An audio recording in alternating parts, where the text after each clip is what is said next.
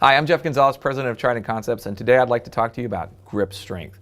So in all of our classes, one of the major subjects that we talk about is grip strength, and in particular, the crush grip. So when we talk about a crush grip, what we really mean is that we're applying force with our hand that is, as the name implies, very crushing around the gun. But really what we're talking about is the actual specific points that we're applying pressure to the gun. So there are two that we talk about in the class, and the one that really is the most important is, first we want to understand where is the fulcrum point of the firearm. So if we were to think about the fulcrum point, most of the time where we identify the fulcrum point is right underneath the trigger guard and at the very top of the actual front strap. So that position right there is where I need to counter through my better understanding of leverage.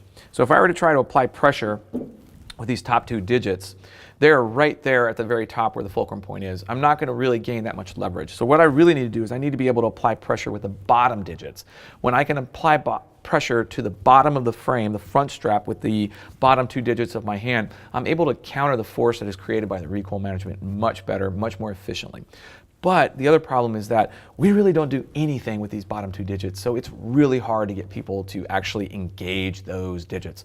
So what are some things that you can do to help strengthen your grip? Well, a lot of times people are going to tell you, well, get one of those actual grip strengtheners that allow you to kind of grip and release, and those will help build strength. But think about this. All right, your strength is going to be continuous. So when you are applying pressure to the gun, so when I actually start to squeeze the gun, I am not squeezing, releasing, squeezing, releasing, squeezing, releasing. So what I need is I need isometric tension. I need something that's going to actually grip the gun and hold that pressure for the duration of the shots required. So that's more isometric.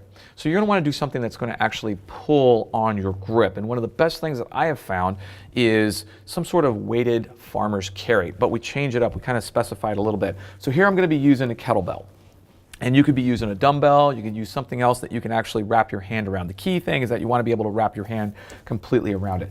Now most people are going to grip the kettlebell in this fashion. So you can see how it's traditional grip, nothing wrong with this if I'm just going to be working at trying to improve my kettlebell movements. However, I want to strengthen my grip. So one of the things that we're going to actually do is we're going to take our trigger finger, we're actually going to point it straight down the actual bell or the top of the grip. What that's going to do is that's going to open up my grip, forcing me to actually grip harder with the bottom two digits. And when I say forcing you, trust me, you're going to find that the weight of the kettlebell is just going to slip outside of your hand in the very beginning stages of this.